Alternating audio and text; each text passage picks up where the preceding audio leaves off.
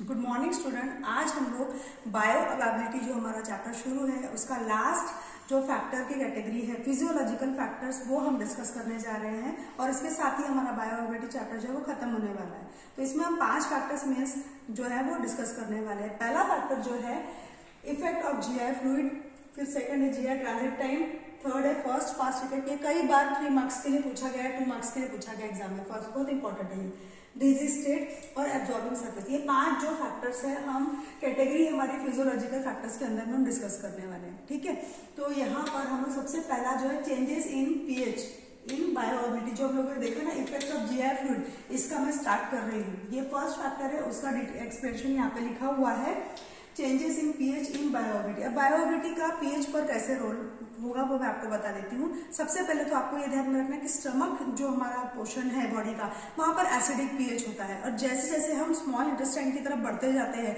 तो वहां पर जो पीएच है थोड़ा सा बेसिसिटी की तरफ शिफ्ट होता है। ठीक है, स्टमक में एसिडिक और स्मॉल इंटेस्टाइन में बेसिक पीएच रहेगा। तो आपको ये याद रखना है कि स्टमक में स्ट्रॉन्ग एसिडिक पीएच है वहां पर, तो वहां पर जो बेटर एब्जॉर्प्शन दिखाएंगी वो एसिडिक ड्रग दिखाएंगी क्योंकि वो ज्यादा समय तक वहां पर अनआयोनाइज्ड फॉर्म में रहेंगी।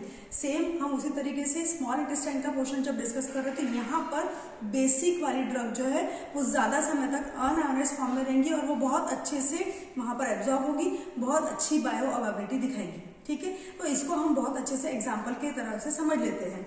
हम क्या देख रहे हैं, इफेक्ट ऑफ जीआईटी फ्लूइड। ठीक है, जीआई में हमारा जो फ्लूइड है उसके बारे में हम डिस्कशन कर रहे हैं। तो स्टमक में और इंटेस्टाइन पे हमारा मेन फोकस है। ठीक है, तो चेंजेस इन पीएच इन बायोअवेबिलिटी के बारे में बात कर रहे हैं। चेंजेस जो है एग्जांपल जैसे कि हम देख रहे हैं सैलिसिलेट्स और बार्बिटूरेट्स, ये जो 2 ड्रग मैंने यहाँ पर लिखे ये दोनों एसिडिक नेचर के होते हैं। ठीक है, और स्टमक में कैसा पीएच है, एसिडिक, जैसे मैंने अभी थोड़ी देर पहले आपको बताया।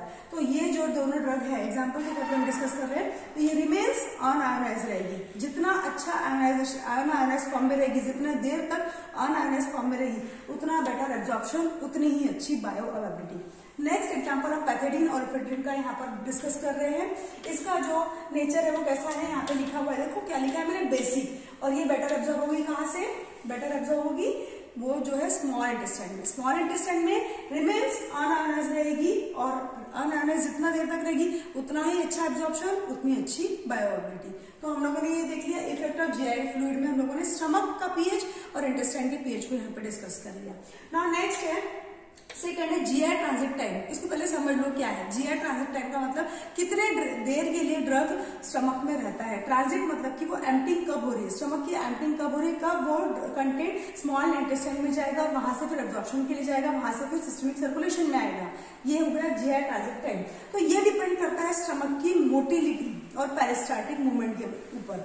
अब मोटिलिटी और पेरिस्टाल्टिक मूवमेंट जो होती है ये अफेक्ट दी, ये क्या करते हैं, अफेक्ट करते हैं rate of absorption, rate of bioavailability. और फॉर किसके लिए है ये मेन है ओरली एडमिनिस्टर्ड ड्रग। अगर कोई भी ड्रग हमने ओरली एडमिनिस्टर किया है, माउथ से दिया है, तो वो यहाँ से जाते जाते जीआई ट्रैक्ट से होते होते स्टमक में आएगा।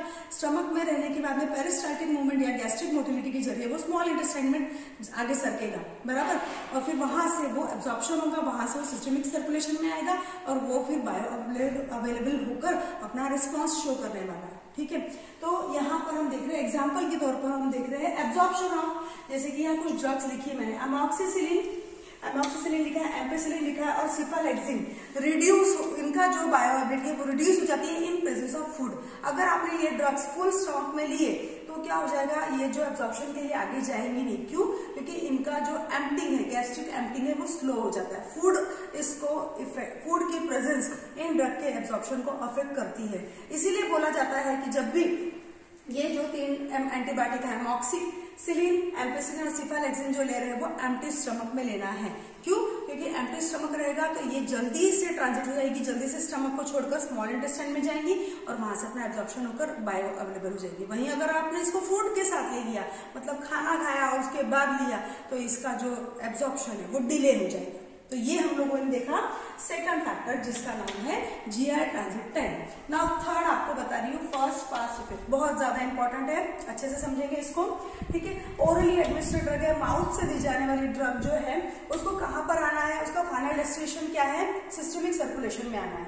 तो ये सिस्टमिक सर्कुलेशन में जाने के समय वो मतलब यहाँ पर सिस्टमिक सर्कुलेशन मतलब ब्लड में आने के लिए उसको वाया हिपैटिक पोर्टल सिस्टम से होकर गुजरना पड़ता है। हिपैटिक पोर्टल सिस्टम मतलब लीवर, ठीक है, लीवर से होते हुए वो सिस्टमिक सर्कुलेशन में आने वाली है।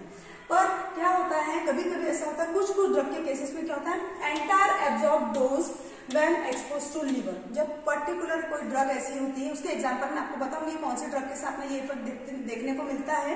तो एंटायर जो डोज है वो पूरा का पूरा लीवर को एक्सपोज हो जाता है और वो ड्रग जो है the drug is rapidly metabolised in liver. वो ड्रग जो है 99% वहीं पर लीवर में मेटाबोलाइज हो जाता है।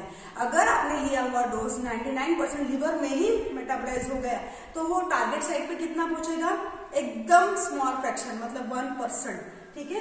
Only a small fraction reaches the systemic circulation called as, और ऐसे इफेक्ट को हम कहते हैं फर्स्ट पास इफेक्ट। तो फर्स्ट पास इफेक्ट समझ में आ गया आपको, ड्रग को ओरली एडमिनिस्टर किया गया था, जीआई ट्रैक्ट से होते हुए उसको सिस्टमिक सर्कुलेशन में आना था, पर वो सिस्टमिक सर्कुलेशन में न जाते हुए वो चली गई वाया हिपैटिक पोर्टल सिस्टम और वहां पर वो 99% से भी मतलब वो मेटाबोलाइज होने की वजह से जो हमको अमाउंट बायोअवेलेबल होनी चाहिए थी, एब्जॉर्प्शन होना चाहिए था, रेस्पॉन्स मिलना चाहिए था, वो नहीं मिलता है। तो यहाँ पर एग्जांपल के तौर पर देखेंगे ये जो फर्स्ट पास इफेक्ट है इससे बहुत ज्यादा बायोअवेलेबिलिटी में रिडक्शन आती है, ठीक है, reduce leads to significant decrease in bioavailability. हाँ, एग्जाम्पल के तौर पर प्रोपेनॉल जो है इसके इंजेक्शन भी देने चाहिए, और ऑक्सीफेनबेटाजोल ये जो एक पेन किलर है इसको माउथ बिलो द टंग या चूसने वाली टैबलेट होती है, अगर इसको तुमने यहाँ से पानी से उसको सॉलो कर लिया जैसे सब टैबलेट हम लेते हैं वैसे अगर कर लिया इसको ऑक्सीफेनबेटाजोल को, तो इसका इफेक्ट नहीं मिलेगा। इसीलिए बोला गया है कि ये छोटी सी टैबलेट है कि इसको माउथ में डिजोल्व कर ही खाना है। क्यों? क्योंकि यहाँ से डायरेक्ट वो वेस्कुलर जो रहता है हमारा जो म्यूकस रहती है उसके जरिए डायरेक्ट ब्लड में आ जाएगी और आपको इफेक्ट मिल जाएगा। सिमिलरली क्लोरप्रोमाजिन और एस्पिरिन ये भी फर्स्ट पास इफेक्ट शो करते हैं, इस वजह से इनको हमको ध्यान में रखना है और इसको हमको ध्यान में रखना है कि भाई इस तरीके से ये ड्रग जो है हमको जो डिजायरेबल रूट ऑफ एडमिनिस्ट्रेशन से बोला है वही फॉलो करना है, ठीक है। अभी अगला जो है ना वो लास्ट में हम 4th नंबर पे मैं बता रही हूँ आपको डिजीज स्टेट। अगर पर्सन को कोई डिजीज है तो उसका एब्जॉर्प्शन और बायोअवेलेबिलिटी कैसे अफेक्ट करने वाली है वो मैं बता रही हूँ। तो जैसे कि पर्सन को अक्लोराइडिया है, मल एब्जॉर्प्शन है, सिरोसिस ऑफ लीवर है, इन दैट केसेस वो जो पर्सन है उसको कोई भी ड्रग हमने दिया तो उसका एब्जॉर्प्शन और बायोअवेलेबिलिटी दोनों अफेक्ट करने वाली है, ठीक है। तो ये भी बायोअवेलेबिलिटी का एक फैक्टर माना गया है फिजियोलॉजिकल फैक्टर के अंदर में। नाउ 5th नंबर पर हम देख रहे हैं एब्जॉर्बिंग सर्फेसेस। एब्जॉर्बिंग सर्फेस में ये बताया गया है कि लार्जेस्ट सरफेस एरिया, जितना लार्जेस्ट सरफेस एरिया एक्सपोजर मिलेगा उतना अच्छा एब्जॉर्प्शन होगा। जैसे कि म्यूकस मेम्ब्रेन की बात करें हम, ये स्टमक में म्यूकस मेम्ब्रेन होती है, पल्मोनरी सिस्टम लंग्स में म्यूकस मेम्ब्रेन होती है, तो यहाँ पर एब्जॉर्प्शन बहुत अच्छा माना गया है कंपैरेटिवली स्किन। अगर हम स्किन की बात करें तो वहां पर एब्जॉर्प्शन पुअर माना गया है, वहां पर बायोअवेलेबिलिटी पुअर मानी गई है।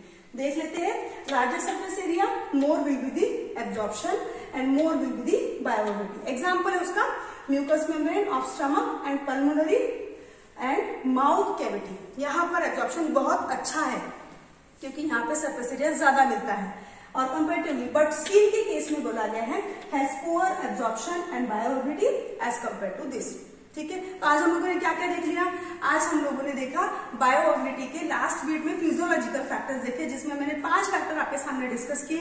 पहला फैक्टर था effect of GI fluid, second factor था जीआई ट्रांजिट टाइम, तीसरा था फर्स्ट पास इफेक्ट और चौथा था डिजीज स्टेट और उसके बाद 5वां था एब्जॉर्बेंट सर्विस। तो कभी भी एग्जाम में एक बीट पूछ सकते हैं कि एक्सप्लेन दी फिजियोलॉजिकल फैक्टर, तो आपको ये इस तरीके से हेडिंग देकर आपको वो क्वेश्चन अटेम्प्ट करना है।